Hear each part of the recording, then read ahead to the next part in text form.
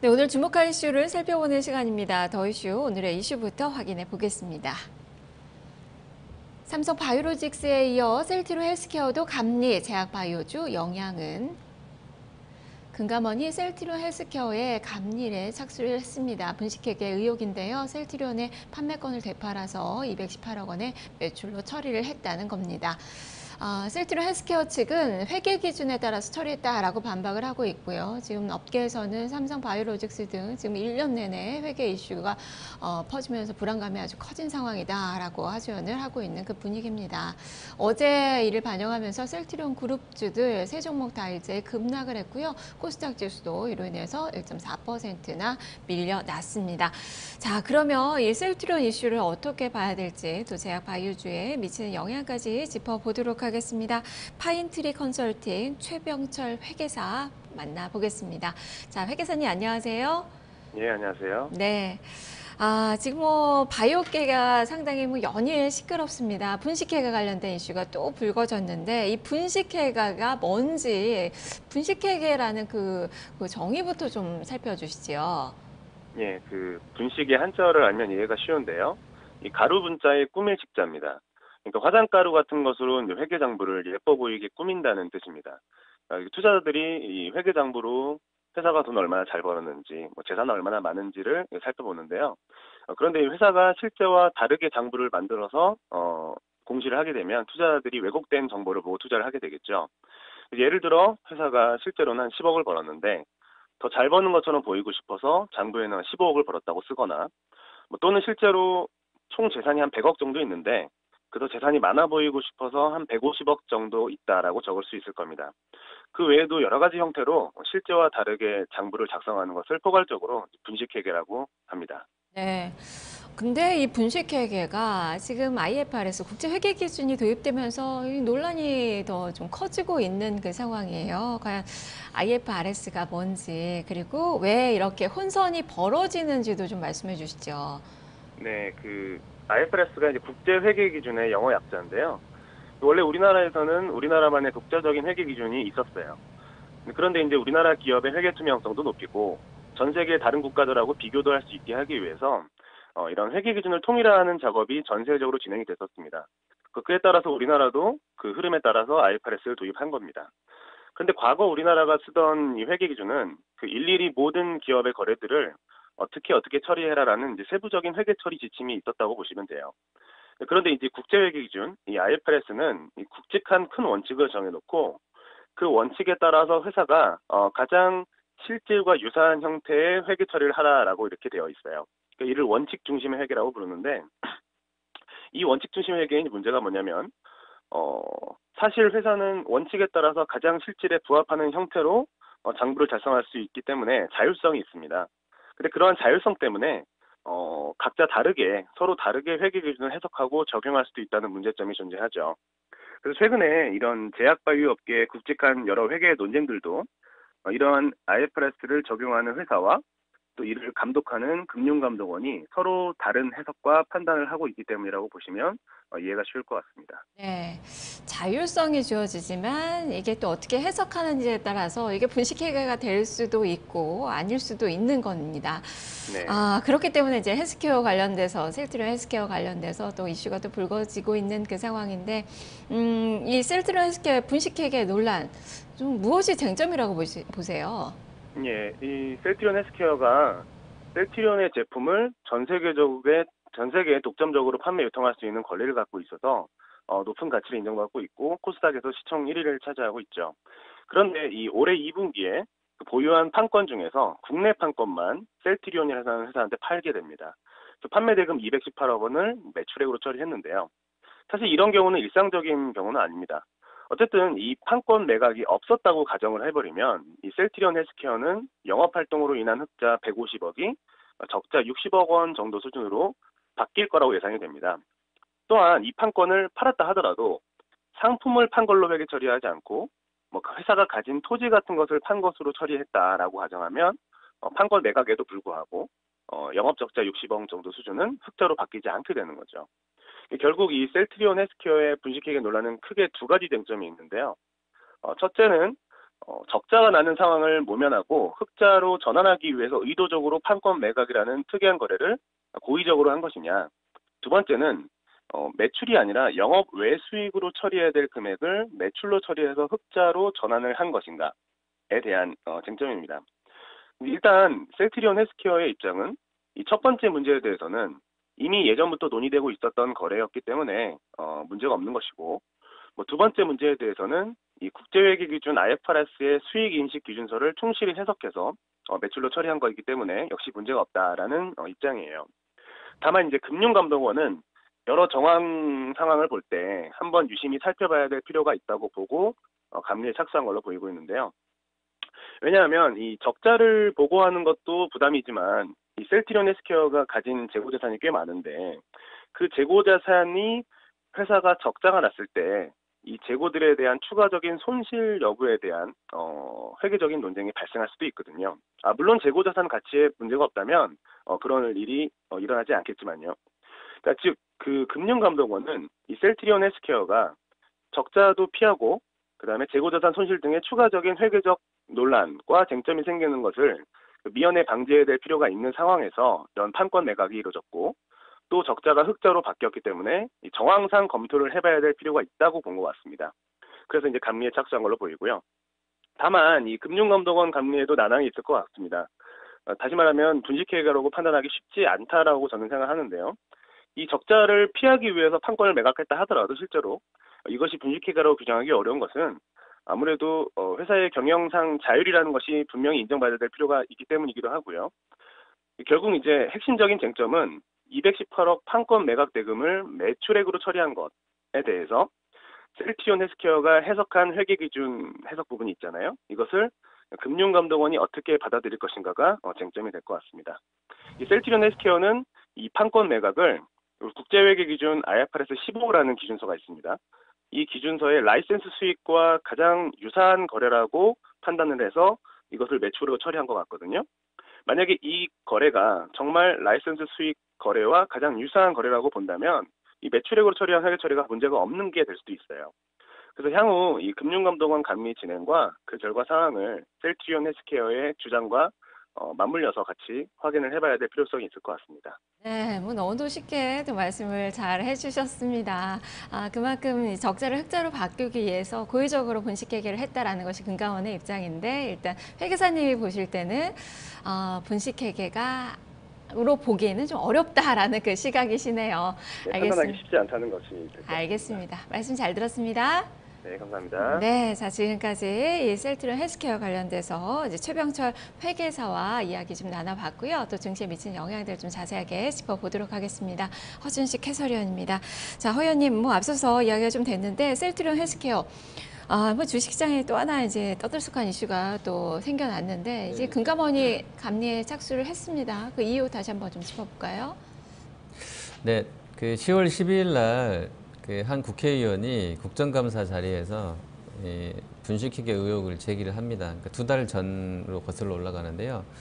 그리고 나서 지난 그러니까 이번 달 1일 날 12월 1일 날 분식회계 의혹 감리 착수했다라는 내용들이 나옵니다. 언론 보도 내용을 보면, 그러니까 이게 어제 얘기가 아니고요. 이제 한 열흘 지난 이슈입니다. 언론 보도 내용을 보면 3가지 의문점이 있다고 하는데요. 저도 이제 기사 써놓은 거 그대로 좀 갖고 왔습니다. 2분기에 셀트리온 헬스케어가 셀트리온의 국내 판권을 매각을 했는데 이때 이 판권 매각 대금을 왜 기타 매출로 잡았냐라는 거고요. 당시에 이게 아니면 영업 적자였는데 그거 피하려고 매출로 잡은 것 아니겠냐. 그리고 이제 이 지점에서는 왜 무형자산 처분 이익을 매출로 잡았냐, 그래도 되느냐라는 거고요. 아까 이제 회계사가 잘 이야기해 준 것 같고요. 그리고 두 번째는 작년 단기 손익인식 금융자산, 그러니까 단기 시세차익 목적의 주식인 이 평가에서 기존의 현금 흐름 할인법하고 옵션 평가를 병행했던 것을 왜 갑자기 현금 흐름 할인법은 빼고 옵션 기법만 남겨뒀냐. 통상 옵션 기법으로만 하게 되면 주가의 변동성이 커지게 될 때 그 금융자산의 가치가 커지게 되기 때문에 이익이 더 나게 된다는 게 있는데 이걸 이용한 것 아니겠냐라는 의문점이 있고요. 마지막 3번째는 헝가리 법인 문제인데요. 헝가리 법인이 부채 비율이 1만 %가 넘고 하는 법인인데 특수 관계자 매출이 101%로 아주 높게 나오고 있다. 그래서 의문점은 헝가리 법인의 매출이 실제로 발생하는 매출인 것인가에 대한 의문점들입니다. 그래서 이제 감리를 한다고 그러고요. 금감원이 이번 감리에서 분식 정황을 발견하면 이제 정밀 감리를 하게 될 텐데 정밀 감리까지 걸리는 시간은 1년 정도다라고 보시면 되겠습니다. 시간이 꽤 오래 걸리네요. 셀트리온은 반박하고 있죠. 셀트리온 측의 입장은 좀 어떤가요?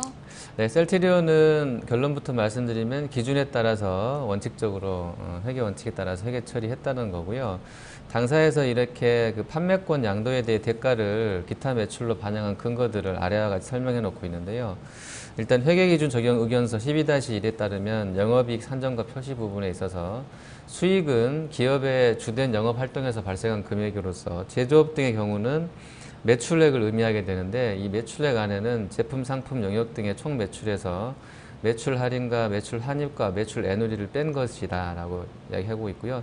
정관 제2조의 그 목적을 보시면 의약품, 원료의약품, 화학약품 등의 제조 및 가공 판매 또 각 호에 부대되는 사업 일체로 나와 있습니다. 그래서 이 국내 판매권 양도 관련해서 셀트리온 헬스케어 입장은 셀트리온 헬스케어가 보유하고 있는 글로벌 독점 판매권을 활용을 해서 본인들은 수익을 창출하고 있는 회사이고 이러한 활동을 통한 수익이 매출로 판단될 수 있다. 그래서 이번 건도 이 기업 회계 기준에 따른 회계 처리라는 입장문을 발표를 한 것인데요. 근거는 아까 말씀드렸던 그런 부분들이고요.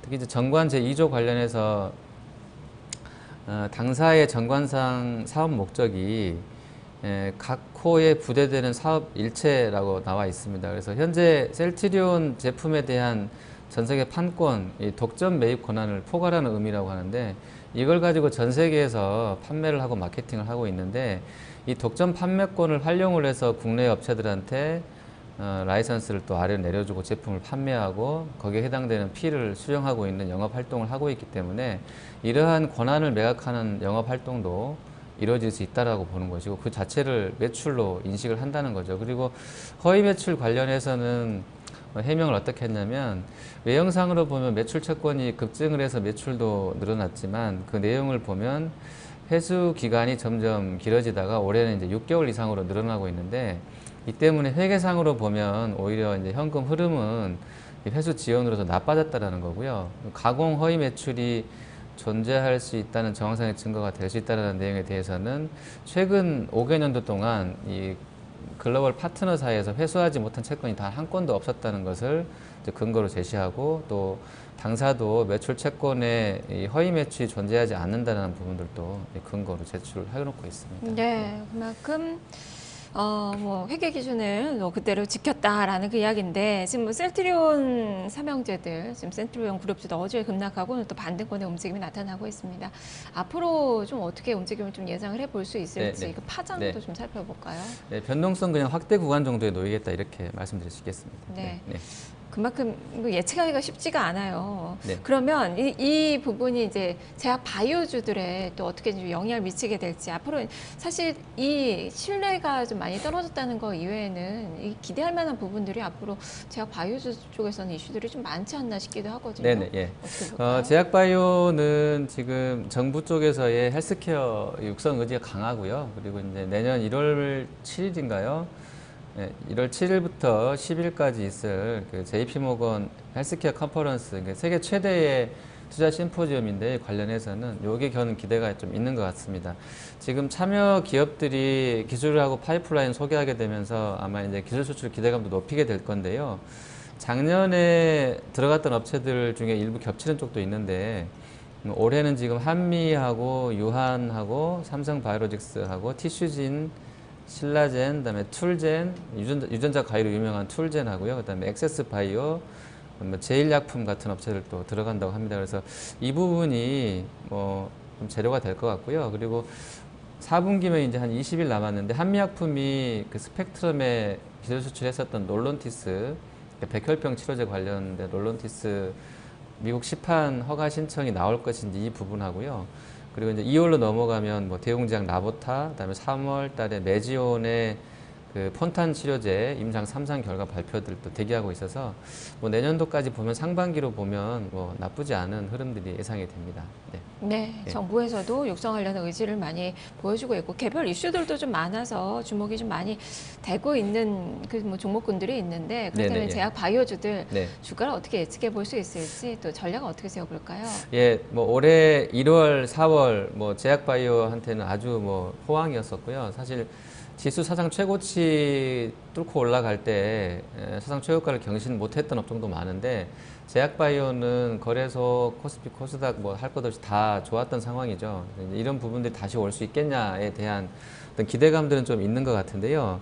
일단 증권가 전체 평가로 보면 판단으로 봤을 때는 좀 긍정론들이 훨씬 많아요. 물론 이제 증권가는 뭐 셀 사이드이기 때문에 아무래도 이제 뭐 좀 잘 써야 되는 그런 부분도 있어요. 바이 사이드 얘기는 좀 더 이제 운용사 쪽에서는 어떻게 나오는지 모르겠는데 증권가는 항상 좀 강세로 보는 뭐 부분들도 있습니다만 대체로 다 좀 좋게 이야기하고 있는데 먼저 미래에셋대우 보시면 올해 이제 악재들 뭐 금감원 이슈라든지 뭐 삼성바이오로스 건이라든지 다 이제 끝났고 긍정적인 측면은 이제 선진 시장에서 신약 출시권, 나보타랑 뭐 트룩시마, 허주마 미국 출시권 이야기하고 있고요. 그리고 툴젠이나 ABL 바이오나 유틸렉스 상장이 예정되어 있는데 이런 그 우수한 업체들의 신규 상장도 좋은 재료일 것이고 다양한 그 이벤트성 재료, 특히 학회에서 임상 결과 발표라든지 기술 이전에 대한 기대감들 이런 부분들이 긍정적일 것으로 봤습니다. 신규 상장 예상 업체들 중에서 툴젠은 이제 유전자 가해 업체인데요. 혈우병하고 노인성 황방변성 치료제 관련해서 기술력이 인정받고 있고 ABL 바이오는 요즘 가장 핫한 이 면역학문 억제제 포함된 부분들 그리고 유틸렉스가 크리스마스 이브날 상장이 될 건데요. 여기 이제 역시 항체 치료제 관련해서 좀 보셔야 되겠고요. 뭐 지노믹틀이라든지 수젠텍, 올리패스 같은 경우도 기대가 되는 쪽입니다. 그리고 R&D 관련해서는 여러 차례 보여드렸는데요. 한미나 뭐 유한이나 녹십자, 대웅제약 그다음에 한올바이오파마 이렇게 쭉 한번 좀 시간 될 때 좀 보시면 좋겠는데 여전히 좀 임상 관련해서도 기대감들이 좀 크고요. 그리고 임상 3상 들어가 있어서 금방 이제 뭐 한 1, 2년 내로 실제로 시판 허가까지 나올 수도 있는 업체들도 좀 아래 쪽 뭐 쭉 나열돼 있습니다. 한번 참고해 보시고요. 학회 일정으로 보시면 1, 2, 3월 달만 보시면 JP모건 쪽 헬스케어 컨퍼런스가 1월 중에 초순에 있고 아스코 면역 항암제 심포지엄이 2월 말부터 3월 초에 엔도가 또 3월 말경에 또 예정이 되어 있어서 이런 재료들 좀 계속 보셔야 되겠고요. 탑픽은 대우에서는 한미약품 68만 원 매수 주고 있습니다. 그리고 SK 쪽은 R&D 열매가 맺힐 시기다 내년도 좀 긍정적인 전망인데요.